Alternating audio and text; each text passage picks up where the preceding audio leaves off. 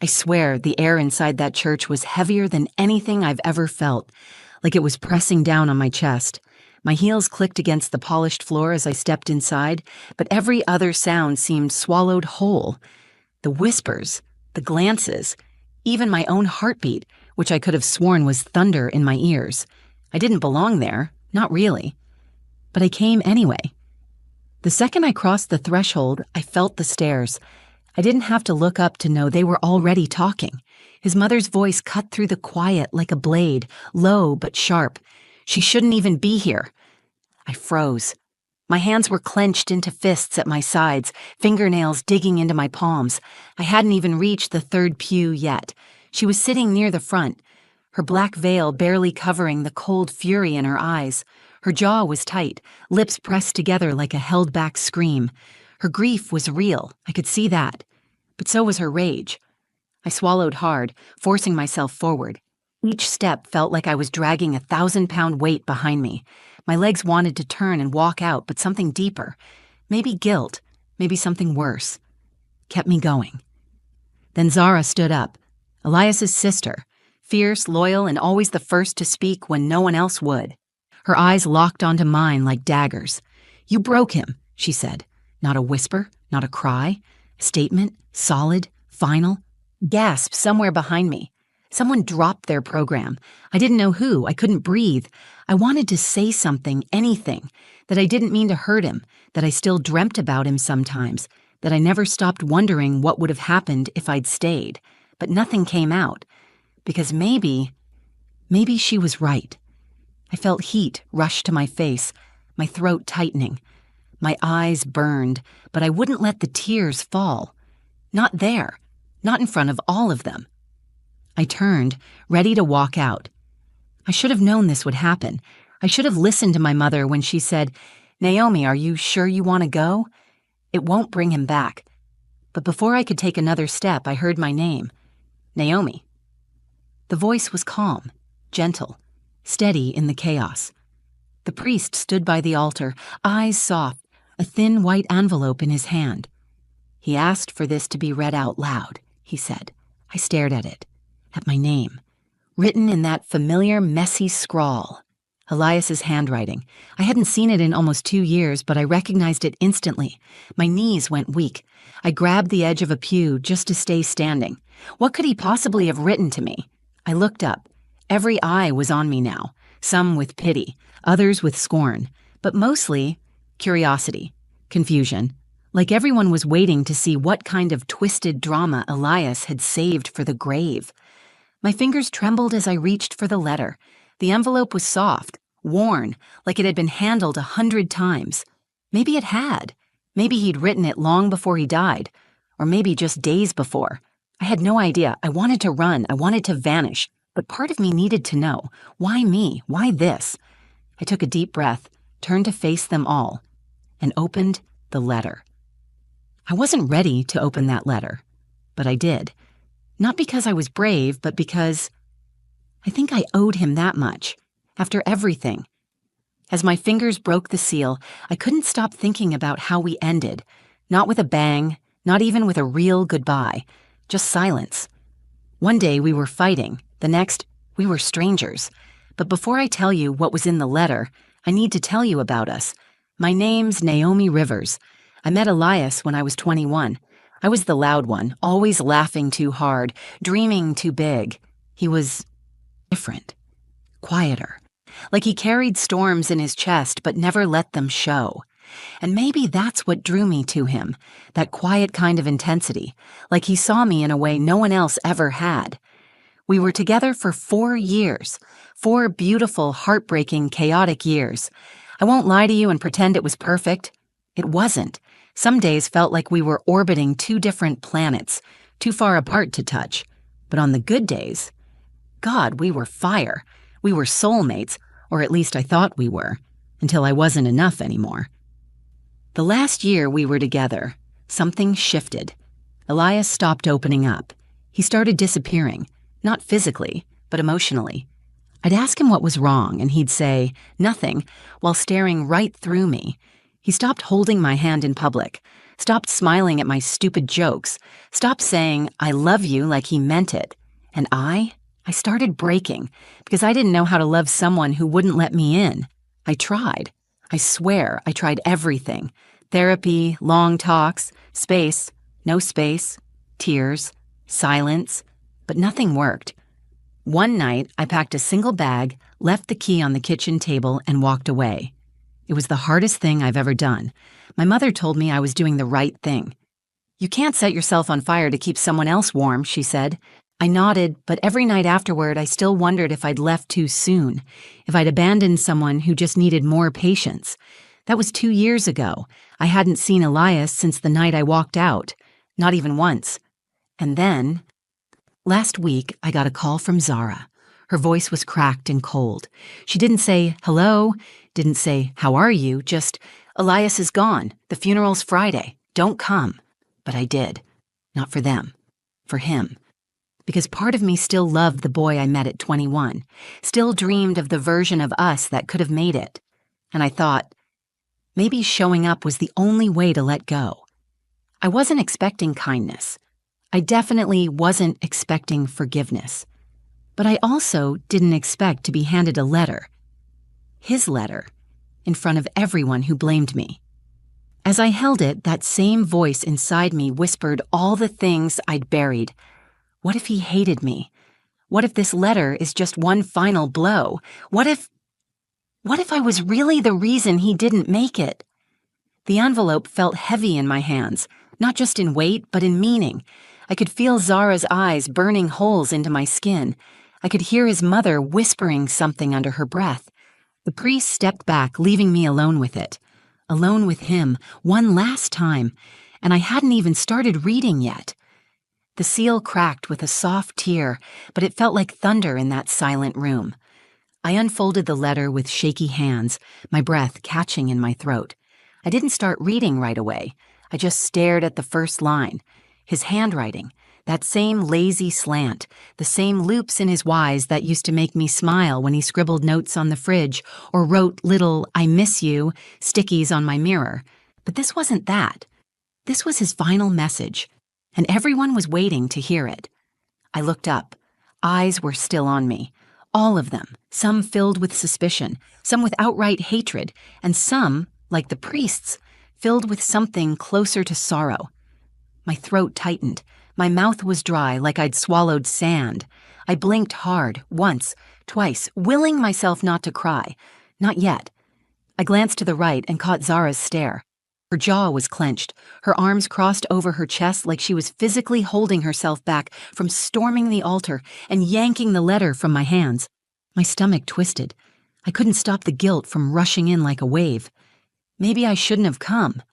Maybe I don't deserve to read this. The words echoed in my mind like poison. I thought about the last conversation I had with Elias. We were sitting in his car outside my apartment. It was raining. Not pouring, just the soft kind, the kind that makes the world feel heavier.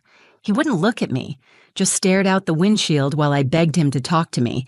I remember whispering, "Please, I need something, anything. I don't know how to keep fighting for us if you won't meet me halfway." And he'd said, still staring straight ahead, "Maybe I don't want to be fought for anymore." I don't think I ever recovered from that. I left that night, packed my things the next morning, and never came back. So, yeah. Maybe Zara was right. Maybe I did break him. Or maybe he was already breaking, and I just wasn't enough to stop it. The thing is, when someone you love slips away slowly, you don't even realize it until they're gone.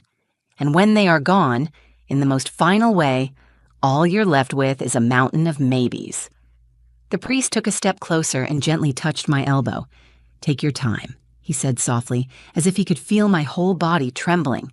I nodded, even though I wasn't sure what I was agreeing to. Read it now? Wait? But there was no later. Not really. The letter was in my hands. The room was watching, and I knew if I didn't open my mouth soon, I'd lose the nerve, and possibly the only chance to understand what Elias wanted me to know. So I did the only thing I could. I inhaled, deep, shaky breath in, and I began to read. "Naomi," I said out loud, voice cracking slightly, "if you're hearing this, I'm gone. A collective inhale rippled through the room. Even Zara shifted slightly in her seat. I kept going, my eyes scanning ahead just a few lines, and what I saw made my knees buckle. Because the next sentence? It wasn't what anyone, especially me, expected. My voice shook as I read the next line. Please don't let them turn you into a villain in my story. For a moment, I couldn't speak. I just stared at the paper like the words might rearrange themselves, but they didn't. They sat there, unmoving, undeniable. I looked up, instinct maybe, and met Zara's eyes. For the first time since I walked in, she looked confused. Not angry, not hateful, just confused. And that did something to me. It gave me the tiniest flicker of courage, like maybe I could keep going, maybe I needed to. So I swallowed the lump in my throat and continued. You left because you had to, because I wouldn't let you love me the way you wanted to. I know that now. I think I always did. My breath hitched. I paused and stared down at the letter, fingers gripping it tighter than necessary. The paper was starting to wrinkle under my hands, but I didn't care, because for the first time in 2 years, I was hearing him, really hearing him. And it wasn't blame, it wasn't anger, it was understanding. I let out a shaky laugh, one of those hollow, emotional laughs that kind of hurts on the way out. I thought this letter would be a knife, I whispered, but it feels more like a bandage. I don't know why I said it out loud. Maybe because part of me had forgotten the room was even there. Maybe because the moment felt too big to hold in silence. The priest stepped back slightly, giving me space, giving Elias space, really. I looked down and kept reading. There are things I never said to you. Not because I didn't want to, but because I didn't know how. You always asked me to open up and I shut you out. That wasn't your fault. That was me, afraid of being seen. You saw me anyway, and it scared the hell out of me. I could hear someone crying softly behind me. Maybe one of his cousins, maybe a stranger. But not Zara, not yet. You were the only one who ever made me feel safe, Naomi, and I'm sorry that I couldn't return the favor. That line shattered something in me. I pressed the letter to my chest for a moment just to catch my breath. I didn't want to fall apart in front of them. I didn't want to cry in front of a room full of people who weren't ready to see me as anything but a mistake. But Elias, he saw me, even in death. I glanced at his mother. Still stone-faced, but her shoulders had dropped slightly. Her hands weren't clenched anymore. I took a step closer to the front, my voice a little stronger now. I don't want you to carry my darkness like it's yours. That's why I left this letter. So you'd know the truth. You didn't break me, Naomi. I was already broken. And that was it. That was the line that changed the room. Zara blinked hard and looked away. The priest exhaled slowly. Even the silence changed, less brittle, more stunned. I folded the letter, my hands finally steady. The choice to come here felt right now. Not easy, not painless, but right. And as I turned to face the people who once thought I didn't deserve to be there, I realized something. Elias hadn't written the letter for closure. He wrote it for forgiveness. Mine. I stood there for a few seconds after I finished reading, unsure of what to do next. The paper in my hands felt warm now, like it had absorbed everything. The tremble in my voice, the heat of the moment, the silence that followed. No one spoke, not even the priest. It was the kind of quiet that didn't feel empty. It felt full, like the room had collectively exhaled, a breath it didn't know it was holding. I looked around slowly. Faces that once held judgment now looked uncertain. Some were tear-streaked. Others avoided my gaze completely, ashamed maybe that they'd been so quick to believe the worst of me. But it was Zara I looked for. And when I found her, she wasn't sitting anymore. She was standing at the edge of her pew, eyes red but dry. Her arms had dropped to her sides, fingers twitching like she wanted to say something but didn't know how. We stared at each other for a long time, and then she whispered, just loud enough for the front rows to hear, "Why didn't he say any of that to us?" It broke something in her voice, and in me. I didn't know how to answer. I wasn't sure there was an answer. I'd asked myself that same question 100 times while we were together.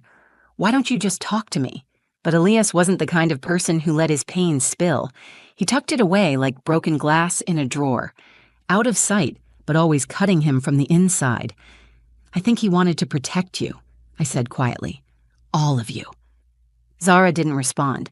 She just nodded once, like that was the only answer she needed. His mother, though, I don't know if she forgave me in that moment. Maybe she never will. But I caught her wiping her cheek with the edge of her black sleeve. Her eyes never met mine, but the hard line in her jaw softened.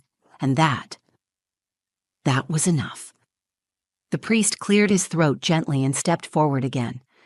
We were going to end the service with a prayer, he said, his voice low and reverent.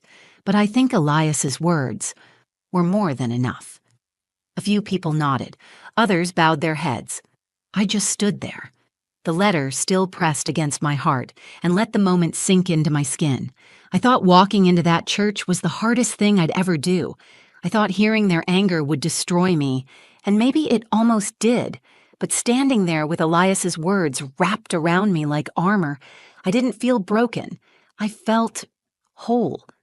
For the first time in years, I wasn't weighed down by the what-ifs or the maybe I should-haves. I had the truth. I had his truth, and it changed everything. As people began to leave, some offered gentle nods in my direction. No one spoke, but their silence was different now. Not cold, not condemning, just quiet, respectful. I walked outside into the crisp afternoon air, the sky still gray but softening around the edges. A breeze swept through, catching my hair and the edge of the letter as I folded it back into the envelope. Zara followed me out. She didn't say anything at first, just stood beside me, arms crossed against the chill. Then finally, almost like it hurt to push the words out, and she said, I hated you. I didn't flinch. I know. I don't anymore, she whispered. I think I just didn't know the whole story. Neither of us smiled, but we understood each other now, and that was enough. I didn't go to the burial, not because I didn't care, but because I'd said goodbye the way Elias needed me to, in front of everyone, through his own words. And honestly, I think that was his final gift to me. I stood outside the church for a long time after everyone had left. The street was quiet, the sky a soft, smoky gray like it couldn't decide whether to rain or clear up. I liked the in-between. It matched how I felt. Not broken, not healed, just in between. I sat on the edge of the stone steps and pulled the letter back out, smoothing the creases with my fingers.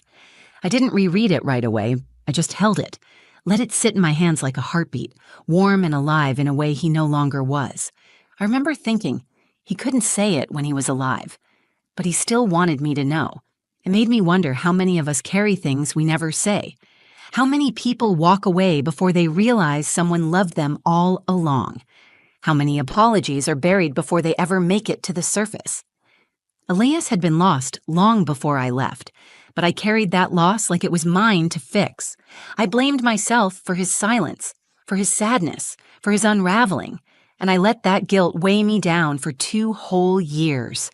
But now I could finally breathe, not because he absolved me, but because he saw me, even in the end.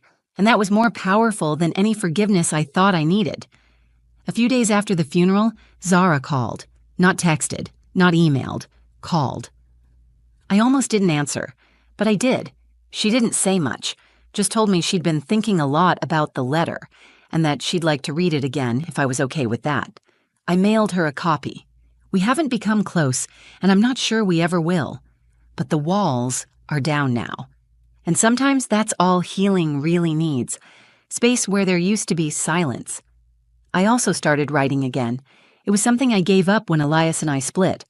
I think a part of me didn't feel worthy of telling stories anymore, like the best chapter of my life had closed and everything after would just be blank pages. But I realized something. Pain doesn't end a story. It just changes the tone. And Elias? He wasn't the final chapter in my book. He was the one that made the pages deeper, more complicated, more human. He was the lesson I didn't know I needed. So here's what I want to leave you with. Especially if you're still carrying something heavy or loving someone who doesn't know how to love you back. Let them go gently. But hold on to the truth, Because love doesn't always look like forever. Sometimes it looks like letting go, like walking into a room full of people who hate you and reading a letter that brings silence instead of screams. Sometimes love is the thing we leave behind. And sometimes it's what sets us free.